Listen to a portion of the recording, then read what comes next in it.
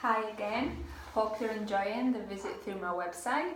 And now this part is talking about the UK, regarding the school I've been in, comparing it to the Catalonian schools.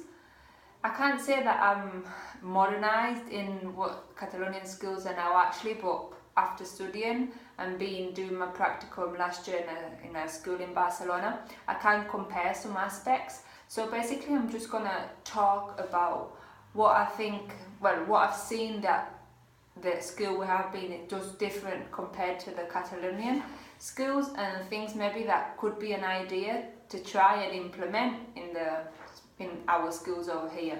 So basically I've got a series of things that I've seen that I would like to mention so you can see the difference, and mention that this aspect is done because as my school didn't have a foreign language, it was hard for me to try and work on a foreign language as they didn't do Spanish, and while I was there they did no French at all. So let me start with the differences. So firstly there is lots of differences, especially between UK and Catalan schools. Also, what really amazed me as from day one was the importance that they give in England schools, in the school where I was, regarding health and safety. It was amazing. On my first day, it was just the teachers' training day for a course about health and safety, and the amounts of time that people came in from different associations to talk to the children about talking about internet, social media, how all these problems can get to children, what they should do in these cases. Plenty assemblies also were to do with this aspect. So this was quite amazing because here I've never really it's worked, but not in the given the importance that it has over there. Then also the fact that over here we don't work we do work in subjects. Over there they work in topics. So in my classroom we work in space. So by working on space, we work science, maths, literacy. There isn't such literacy subject or we're going to do maths now. No, we work in this topic, and through this topic we work all the different lessons. Then also the importance they give to the reading and the spelling. Every morning there was 15 minutes that they had to do spelling, the famous 7 words that they had every week, because they had an amount of 40 words that they have to know after each year, which is based by the curriculum. So they had 7 words a week, which they had to copy, and then they had to build a sentence up with this word, and then they had the individual reading. If they finished before everyone else, they had to do individual reading for 15 minutes. This was every morning. Also, another aspect was the respect they have over there, the fact that they're always saying Miss or Mrs. or Mr.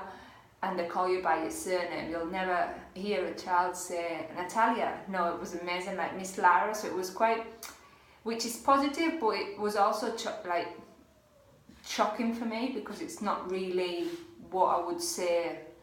I think it's better a one-to-one, although you should, as a teacher, you should gain the respect of the children. Then also, the fact that there wasn't final marks, no final marks were given.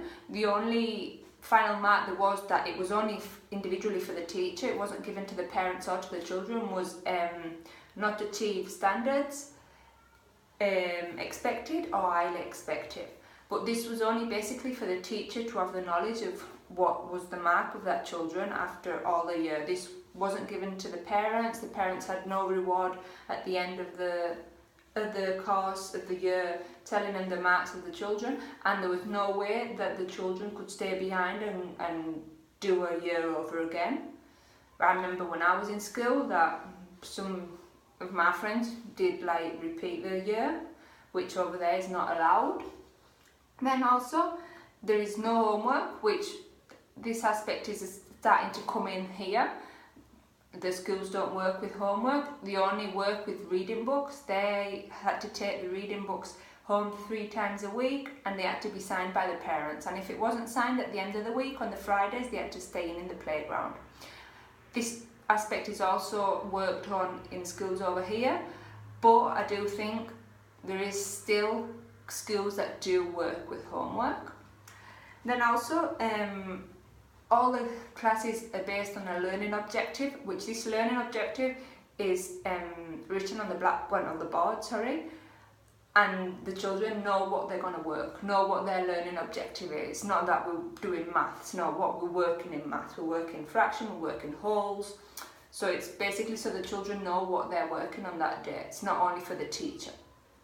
Then also, it was, maybe it's not an important thing, but it was quite amazing for me, the fact that all the children had their own water bottle in the classroom. They had a table with all the water bottles on.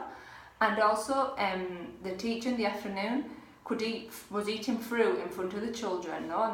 And I asked him why was this, and it's to promote the healthy eating, and the fact of them having water is because so they don't have to keep going to the toilet, and because it is important for them to drink water.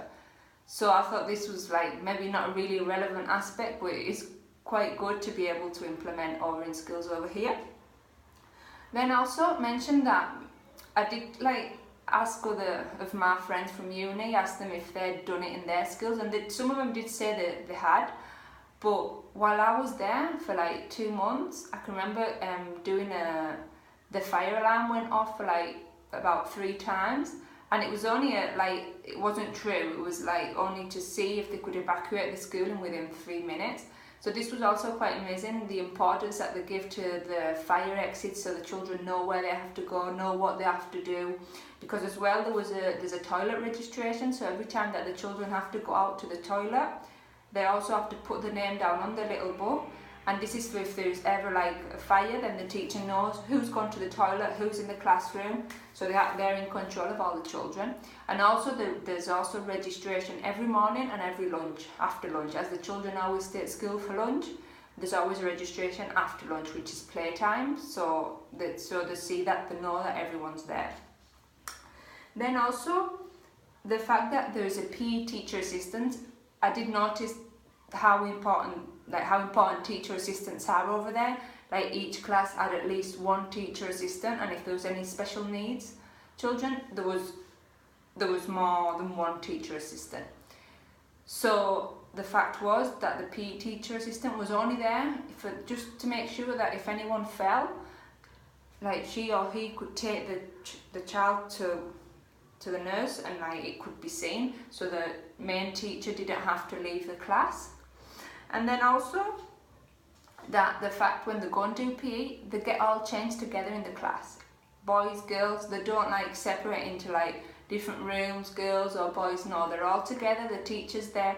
So it's basically to make it a bit less important, a bit less like more, well, it's something normal, we're all getting changed, and like trying not to make differences between each other, which I also think could be implemented over here. Instead of having to go to the changing rooms, girls, boys, then one teacher with the girls, one teacher with the boys, it probably makes it more like easy and at the time more safe. And then also the fact that once I was talking to my tutor in the school, and he told me that once a week there's a teacher that prepares a lesson for the other teachers, and which is also quite good. And also like we're used to preparing lessons for children but not for adults, so it is a challenge for the teachers, like to have to teach something regarding education to the other teachers from the school. And then also the fact, well, some problem that I found that was quite difficult for me, because when I started teaching them, well, helping them with the maths, was that the adding, the takeaway, the subtracting and the division was totally different. The division was on like upside down. The subtracting, it wasn't done like we do it over here. It was like, it started like from left to right instead from right to left.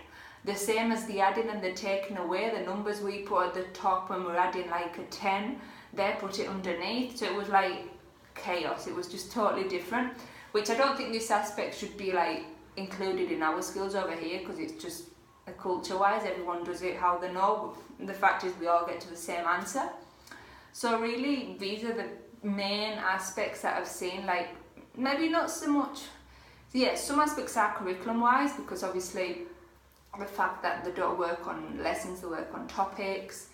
Well, a lot of the norms they have, like the registration for the toilets, the lunch, the fire alarm, the health and safety, all these are like norms that all UK schools have to do. So I couldn't say that it's better or worse, it's just different. What I can say is that it's a really good experience to do, and I invite anyone to have the experience, to go for it and try it, because you just gain so much from learning other aspects and things that you're going to include. And I know, like, in the future I would like to include these things when I'm a teacher and like help myself with what I've learned. So I hope you've enjoyed the differences between UK and Catalonian skills, and this is all.